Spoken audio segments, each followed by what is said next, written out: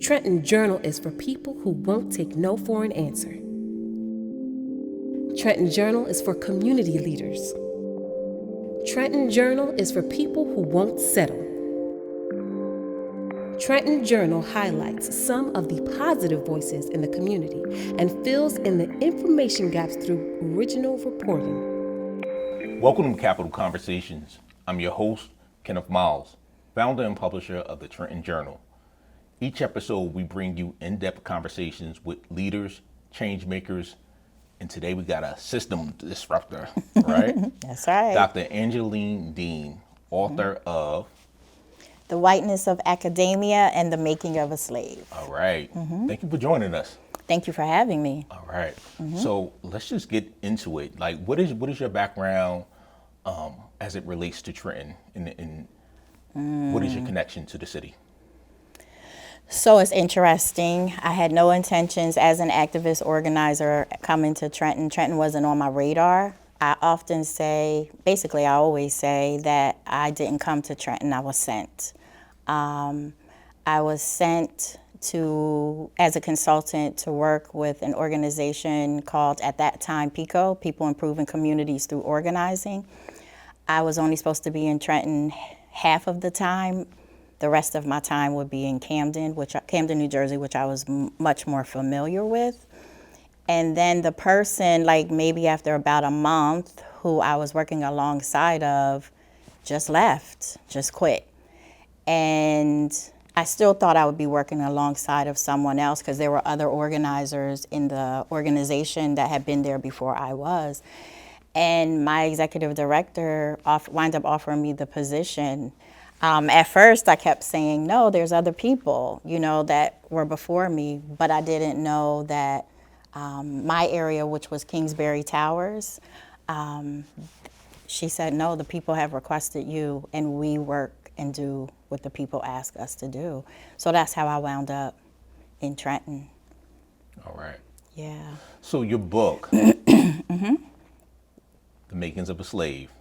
The Whiteness of Akkkademia, AKKKA, and the Making of the Slave.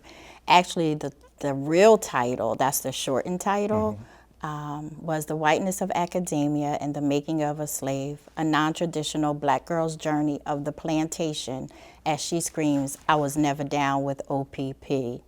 And I talk about how OPP and the system of academia sought to relate my body to other people's property. And so that's how I had to shorten the title some for the book, yes. So in your book, and as the book opens up, you recall a trip that you had in Cuba. You had an epiphany. You want to tell the viewers how you related the dream that you had to what you were going through as you were studying for your PhD. Sure. So myself and my cousins, we decided to go to Cuba. My cousin said, it's your turn, you got to plan a trip. I love horseback riding. My work always dealt with enslavement systems and my understanding of systems. And so I planned a horseback trip on a plantation in Cuba.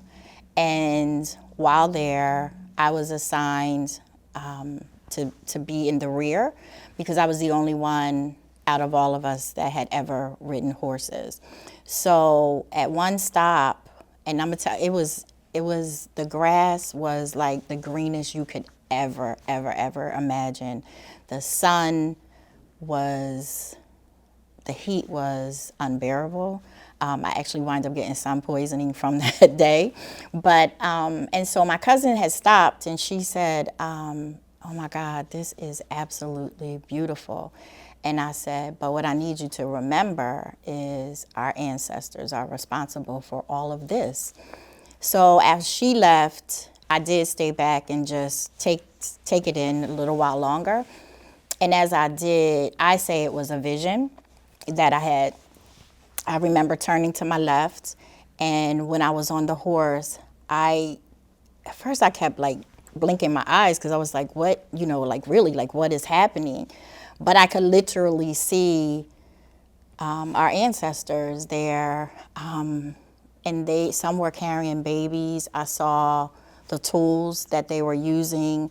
I saw black men in pants that were ripped. Some had shoes. Some of the shoes were so raggedy that they really didn't have shoes on. And I saw like the sweat of their brow. I saw the intensity and the weight of what they were carrying. But what I write in the book is the fact that I kept staring at them because their eyes caught me. And I kept leaning in to like what are you trying to say? What are you trying to tell me? And I write in the book that I sought to hear what their eyes were saying, but I couldn't. And I just remember like blinking my eyes and shaking my head and looking over. And then by the next time, within a few minutes, I looked back and it was nothing there. And I remember like, oh my God, like how am I gonna tell my cousins what just happened? They're gonna think this girl is crazy. So I kept it to myself, journaled it. But I had no idea that in less than 3 weeks, I was about to enter an academic plantation. So I always say that was my sign. And I feel like the ancestors were saying, you got to take this one for us. You got to do this for us. You got to tell the story so that others will understand the depth of how these systems are still intentionally, directionally, and predatorily designed. And none of them are designed for people who look like us. And when I talk about to hear what their eyes were saying, I often tell people, any of us that got black mamas, you know all your mama had to do was give you that look, and you kind of knew what that look meant, especially if you was in the store and you wasn't acting correct. You knew what that look meant, like you better get it together. So that's what I was trying to do. I was trying to read them, like, what are you saying? What? And I think I did say it out loud. That part I don't remember. But shortly after, I found out. So you said that you were about to enter an academic plantation. Mm-hmm. Now, would you say this that experience was unique to you, or is that Akkkademia as a whole? That's a part of Akkkademia as a whole, absolutely. No, it's not unique to me because it didn't just happen to me. My cohort was involved in it as well. And I remember my first semester, I don't know what class we were in. I don't even remember what the professor said, but that's when I had the epiphany. And I was like, oh, and I said it out loud in the middle of class. I just said, oh my God, I get it. I am on a plantation. It was like slow motion, right? How I was recalling things. And then I got up, I took a marker, and then I just started writing on the board, like everything that my head was telling me, how I was connecting what was happening at the school, the incidences, and then I was like, this is it. This is it. And I knew by the end of my first semester that was my dissertation. You actually had someone who was a part of your program. I'm not sure if she was a professor or what capacity, mm-hmm. but then at the beginning of you starting the program, she said, we own you? Yes, that was during orientation. So we had to do a 3-day orientation. And I think it was the second or the third day. We were sitting in class and she was coming to introduce herself to us. And she said, welcome to Akkkademia. We own you. Now, to show how indoctrinated I was, first I was like, did she just, I know she didn't just say that. I'm in a program that's talking about access, equity, inclusion, diversity. Like, I know she did not, I'm really trying to process this in my head. So it was about 7 or 8 black women in my cohort and one racialized as white woman. And I raised my hand to say, did I hear you correctly? But the white girl just blurted out. And even sitting there in that situation, I was like, look, I'm raising my hand and she's just saying what she wanted to say. And she told her, oh, no, you don't own me. We need to make that clear. And then the direct executive director looked at me and I said, I thought that's what you said. I raised my hand to find out and to ensure that I heard you correctly. But I need you to know I didn't come here for sale. And you or no one else at this institution will own me. I can't speak for everybody else. I'm not in here to speak for everybody else. But I can tell you, not this one. I'm not for sale. What was the program that you studied for and got your degree in?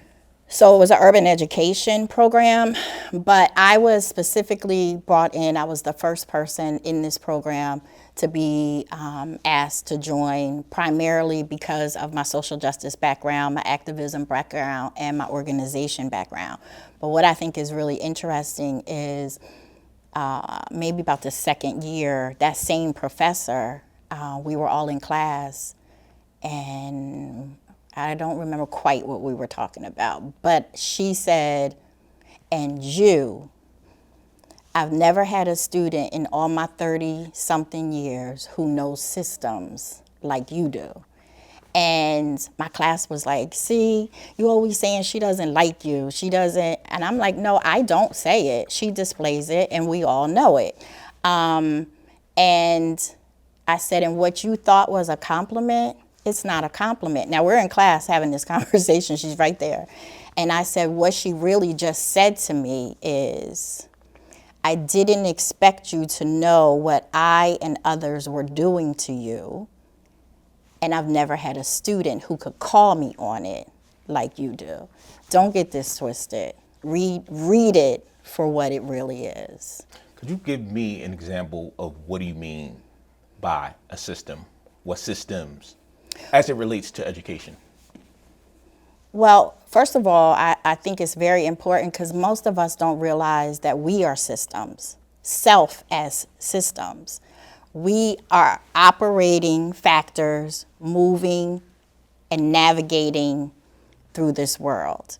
We're composed and we consist of other systems and other subsystems that form humanity.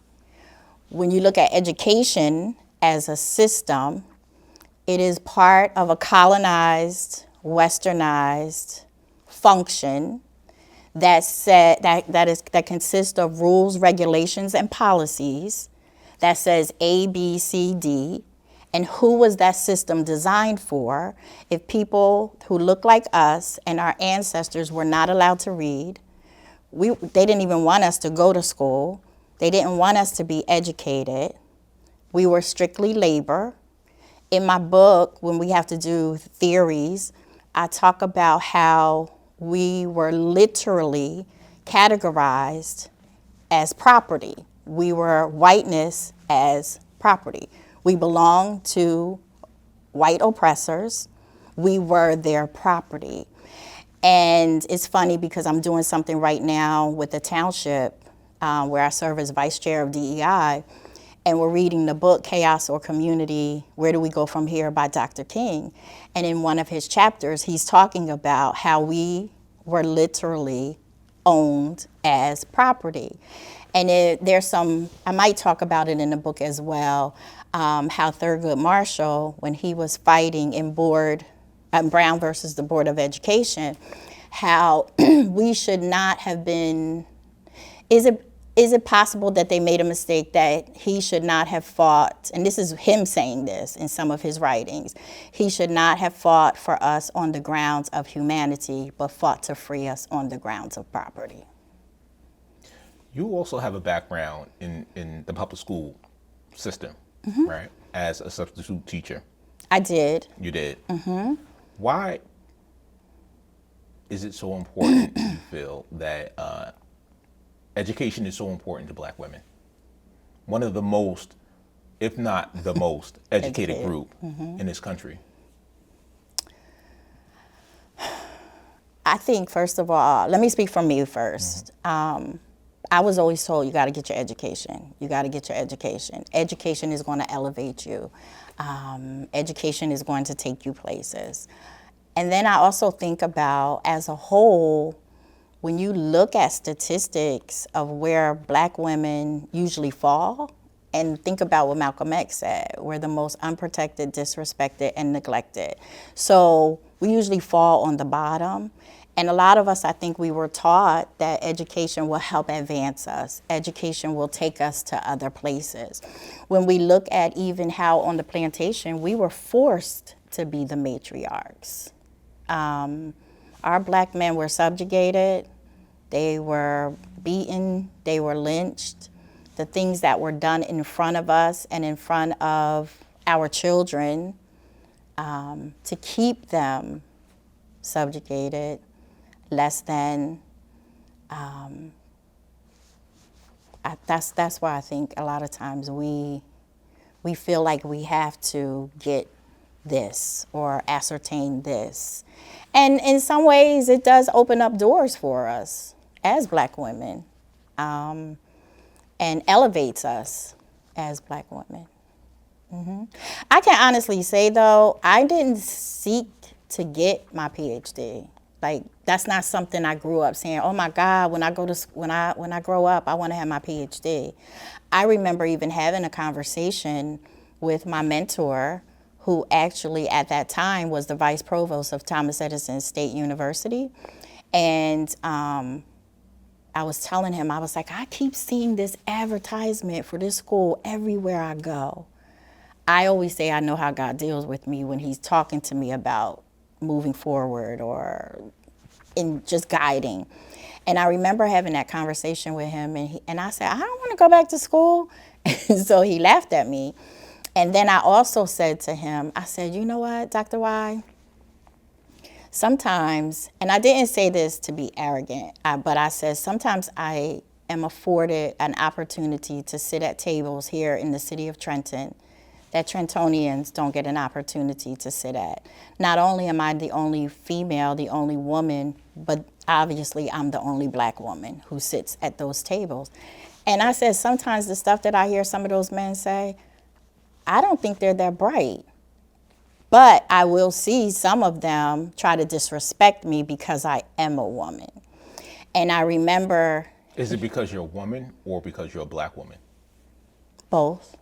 I think it's both, yeah.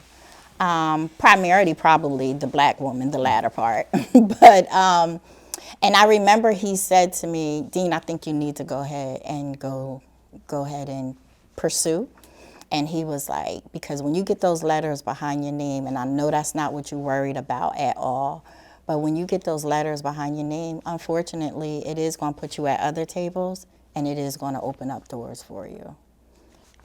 And then some things, if they say certain things to you, you'll know how to respond from a different aspect as well.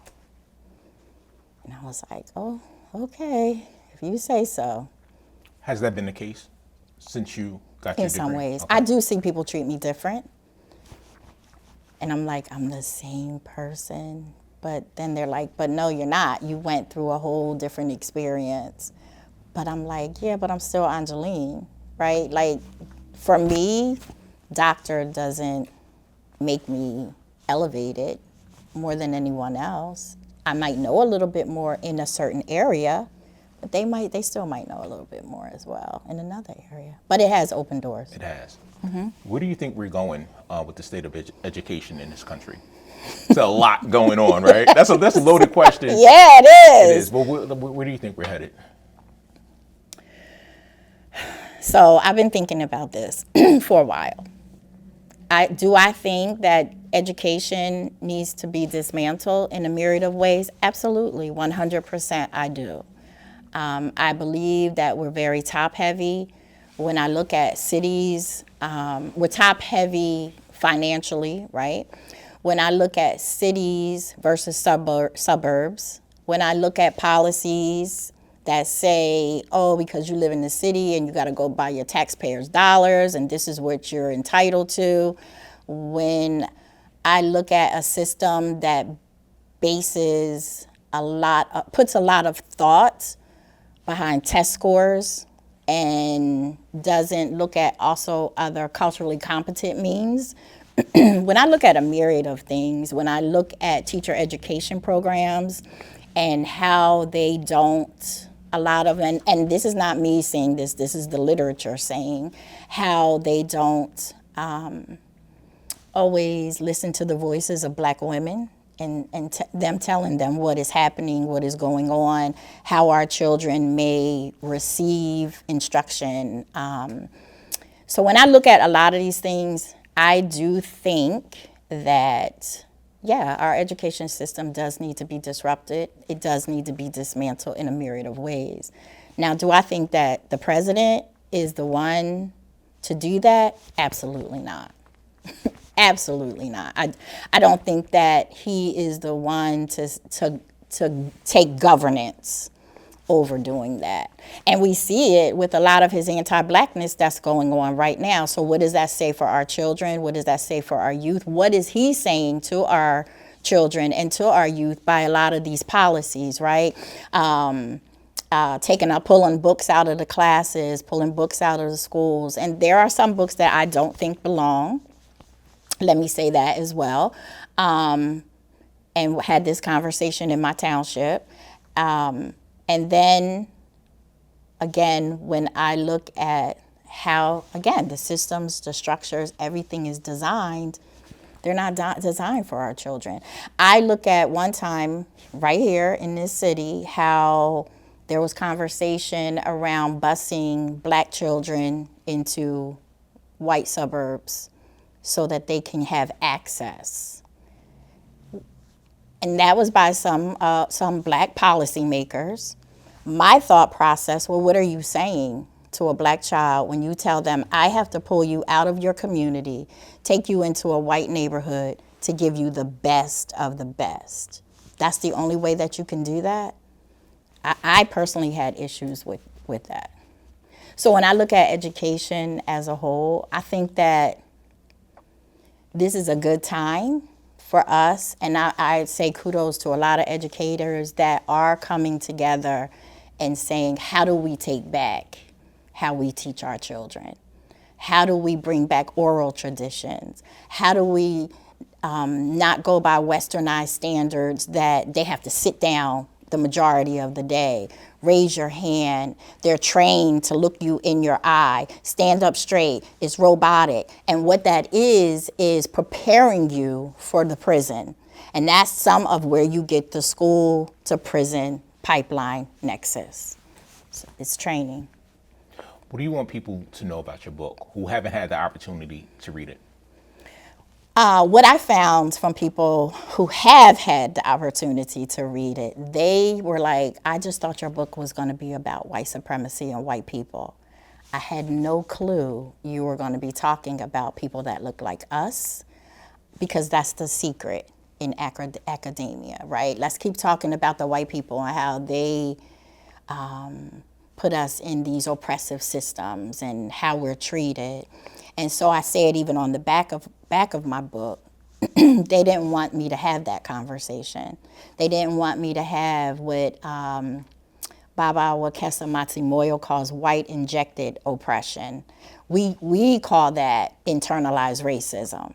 But he says to me, Angeline, I need you to put the onus back on where they got it and not re-victimize the victim. So that's where he coined the term white injected oppression. And so I talk about that, and I showcase it via my story. My whole chapter 4 has like 10 episodes where I show what I went through from a biracial woman, from 2 Black women, from an international Black woman, and then the hammer from a Black man. And so that for me was important because I watched a lot of students, and I received emails from students that said, thank you for calling this out. In academia, Black students are told to play the game. Come on, girl, we need you, just play the game. And my question was, what do you do when the game relegates you to game, i.e., prey, P-R-E-Y. You dehumanize us, you relegate us back to 3/5 of a person, therefore you dehumanize us, therefore you put us in positions as slaves. Where does this leave Black men in higher education? That's a great question. I saw Black men leave the different cohorts in my program at my school. I saw the few that were there. I saw the ones that did stay talk about how difficult it was. And I understood to a degree why, and I remember saying that in school, I understand why the Black men leave. They're not going to come here and allow these white men or these white women to degrade them and talk at them versus talking with them and talking to them. And I would also say, what you don't understand in this college is you work from theoretical frameworks. Many of us come here working from lived experiences. You want our stories, you don't really want our voices, right? You want our stories when you want our stories, but then you want us to be quiet. And you just take our stories, write grants from it. So. All right. And how can people find you? And purchase the book? So they can find me and purchase the book on my website, which is www.intersystems Intersystems with a Z .rocks ROCKS. And I'm actually getting ready to put some more material up on there for what I'm doing next. And Facebook, I think I'm Angeline, quote, Angie Dean. IG, I'm Dr. Angeline Dean, Disruptor. What else? LinkedIn, I'm Dr. Angeline Dean. Thank you for joining us. Thank you for having me. Thank you. Can I just give you one sure thing can. real quick? So I meant to do this in the beginning, but I wanted to give you this gift and say congratulations on your new journey. I don't know what this is, so. But this is a practice, an African practice. Okay. So when I was in Africa, my aunt had diplomatic status. And so we visited kings and queens. I actually sit at tables with kings and queens. But it was the custom that when you step in front of a king, you must bring a gift. So I say congratulations on your new beginnings. Thank you. Should I open this up on camera? It's up to you. Right. No, just a little something. Dr. Dean. Oh, yeah, do that. And then you can read the thing later, the label.